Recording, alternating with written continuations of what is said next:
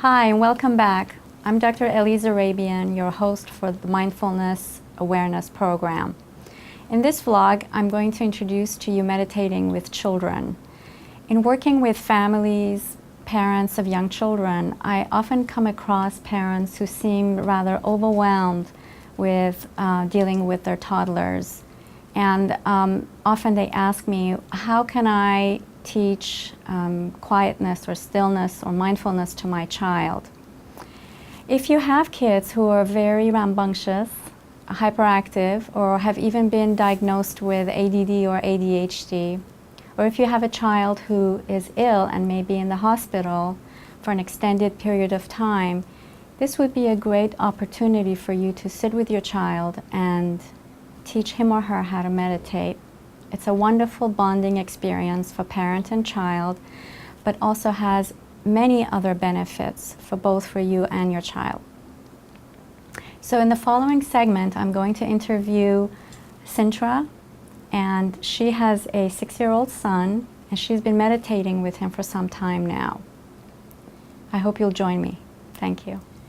So Sintra, tell me a little bit about yourself first. I was born and raised in Trinidad, which is a small island in the Caribbean. Raised on a farm with my grandparents. And I moved to Los Angeles 10 years ago when I got married, and I have a 6-year-old son. And did you come from a religious family? Not extremely religious, but more spiritual. We practice Hinduism. But my mom was, very compassionate, loving, very spiritual woman. So meditation and spirituality was introduced to me at an early age. It really has always been a part of my life. And then once you had Daniel, you wanted to bring the same practice and tradition into your own family, and you started practicing it with Daniel. Yes. As I grew older, I really became aware of how important meditation was to my life.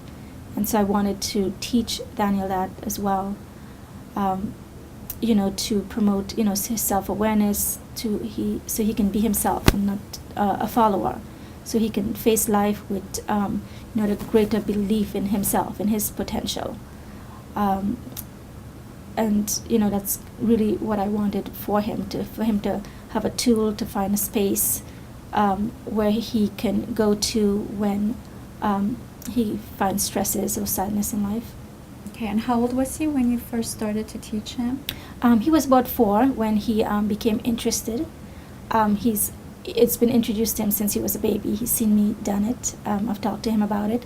But I did wait until he was ready and to do it with me. I always invited him. So I waited till he accepted my invitation, which was when he was about 4. Very young. Yeah. And what is the process that you applied when you first began to meditate with him? 4-year-old is very young. I can't imagine how he was able to sit still for that long. What did you do? He saw me how I sit, so I told him to just find a good position that feels relaxed and comfortable for him. On the floor? Yes, on the floor. We did that. We did some breathing exercises. And also he really enjoys doing the Om and hearing the vibration, feeling the vibration in his body. But we really started with visualization. I kind of explained to him what I visualize. I create a space for me that just belongs to me. No one else goes there. It's a safe place where all my angels are and where I feel comfortable and safe. And I go there when I'm stressed and sad. Like, for example, the beach or a park or a meadow. Yes. It's just you visualize a beautiful place where you feel really safe. And relaxed and peaceful. To introduce him, I walked him through my space, so he got an idea of what I was talking about. And also, I let him know he was the only person that ever entered my space. And it was really kind of cool as he was walking through my space. I was engaged in his senses. I was asking him, did he smell anything? Did he hear anything? Did he see anything? And once I started asking him about if he saw something, he did. Or he smelled something, he did. He heard something, he did. So he really expanded on what I was trying, the visualization that I was walking him through. And when you took him on a journey to your sacred Yes. space, he began to see some of the imagery that you could see. Yes. So you yes. began to have a joint. Real connection. Mhm. And through that, he really started creating, or got the idea of really creating a space for himself that felt, safe and peaceful. And you said you let him know that he can always go to this space Yes. whenever he's feeling sad or lonely or Yes. unhappy. Yes, he's asked me why I had my space. I, told him I go to my space just sometimes when I want quiet time, or if I'm feeling sad or about something. So that's why we create this very special space that no one can go there but you, and that this is why we create a space like that, so he can always go there. He can always go there if he feels he wants some time alone, or if he feels, he's feeling sad or upset about something, that the energy of this place would make him feel better and help him feel more connected and grounded. What is the process that you taught him to meditate? Is it through breathing or visualization? I think the main thing was really engage in his senses and his body, so that he becomes aware of, his sight, sound, smell, aware of how, his legs, walking, where is he walking through? Grass, snow, sand, become aware of all his body parts and senses, really. And once he became sort of aware of that, he started creating. And physically, do you do anything in the room? We pick a room in our home, and we set up sacred space, and I choose to use the 4 elements of nature, which is water, air, fire, and earth. What do you mean by sacred space? Each one of these elements is set in a different corner, so we create sort of a square, and we sit in the square, which is our safe place. How long would these sessions, meditation sessions, last? The visualization part of it, it can last anywhere between 2 to 5 minutes, really depending on him, when he wants to start and when he wants to finish. Sometimes it's shorter, sometimes it's longer. So he enjoys that, but the actual silence, if sitting in silence, that doesn't really last more than 10 seconds, Right. really. But For a 4 or 5-year-old to sit in silence, Yeah. even for yeah, I mean, if I get 10 or 20 seconds out of him, I'm doing good. it's great. Yeah. But, But you don't push him. Oh, no. It's whenever he's done, Yeah. then I he's really done. take his lead. I follow his lead of what he wants to do, when he wants to start it, when he wants to finish it. I think, the visualization, because children have such a great imagination, so that's kind of fun for him. So it's part of his imagination of creating.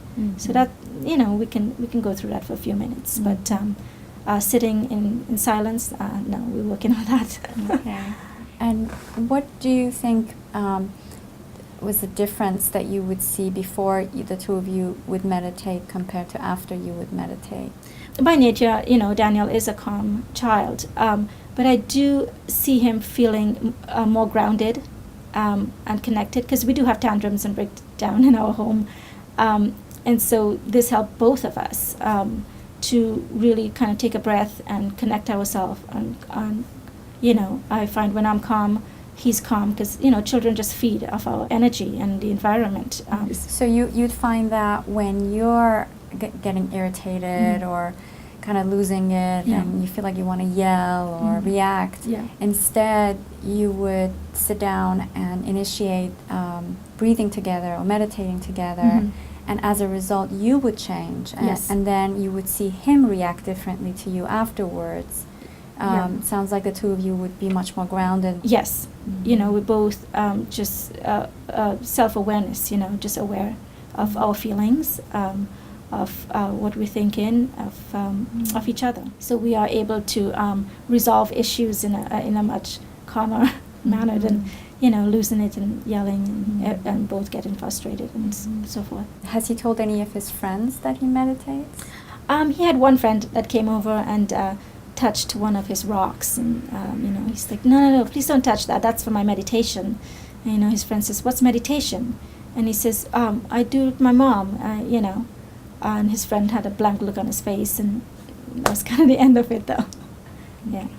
But, he talks about, we do other things about, I always tell him, fill himself with white light and all of that. So he actually talks about that. To his friends? Yeah. That he fills himself up with white light? Yes, when he's feeling a little stressed or afraid, he fills himself with white light, and he creates a shield around him. So, so he's talked about the light and the shield, that I sort of have talked to him about it, that he can, create a sort of invisible shield around him. So anything, anyone who says bad words to him or anything that hurt his feelings can just bounce off. So he quite often does that. And you think it works? For him, it works, yeah, because he has mentioned a few times to me at school that he has used these both techniques, and so he says, their words didn't really bother me because they bounced off me. Wow. Yeah. Very nice. Okay, so Thank you. You're welcome. Thank you.